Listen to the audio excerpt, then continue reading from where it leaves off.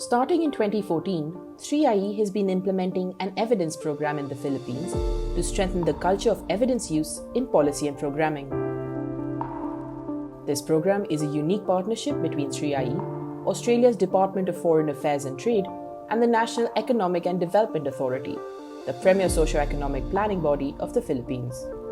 The program is demand-led, supports rigorous mixed-method evaluations of major governmental reforms, and service delivery programs prioritized by the policymakers. Of the 5 impact evaluations funded by 3IE, 3 evaluate major judicial reforms of the Supreme Court.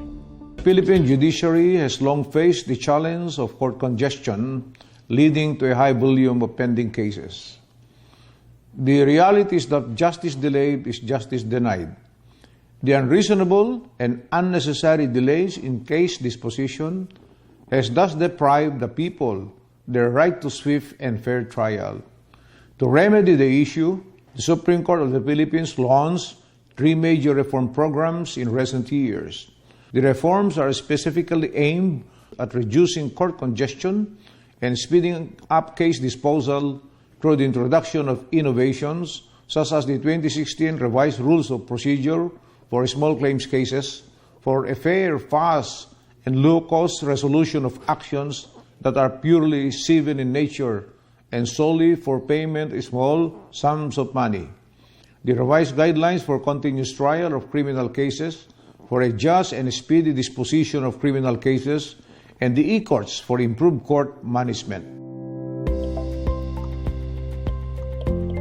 Judicial reforms are underway in the Philippines as courts are now making use of new technologies to improve case management and case disposal across first and second level courts in 10 cities.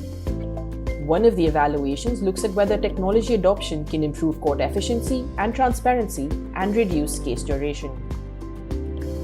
Introduction of the e-court system reform is aimed at leveraging digital technology to improve operational efficiency and transparency and accountability.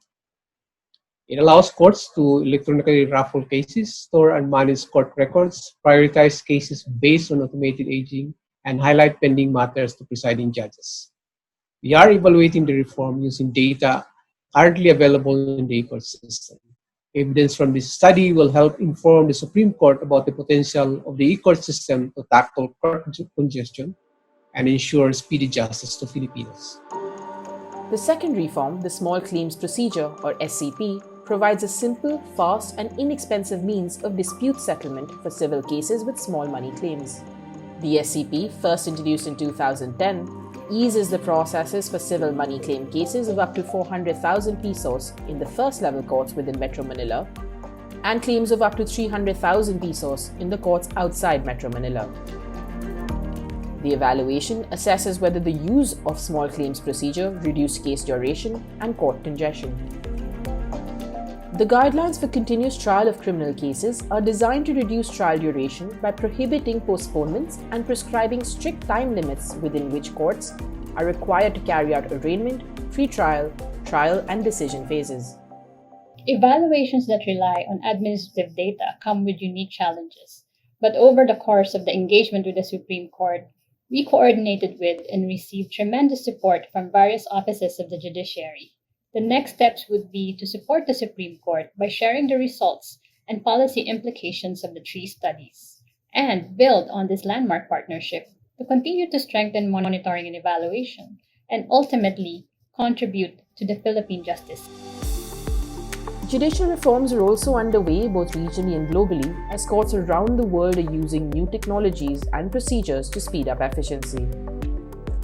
These are in line with the UN Sustainable Development Goal 16 on peace, justice, and strong institutions. Evaluation evidence is providing information on the impacts of reforms on court efficiency. It can help developing countries reform justice systems effectively without compromising the quality of judicial decisions.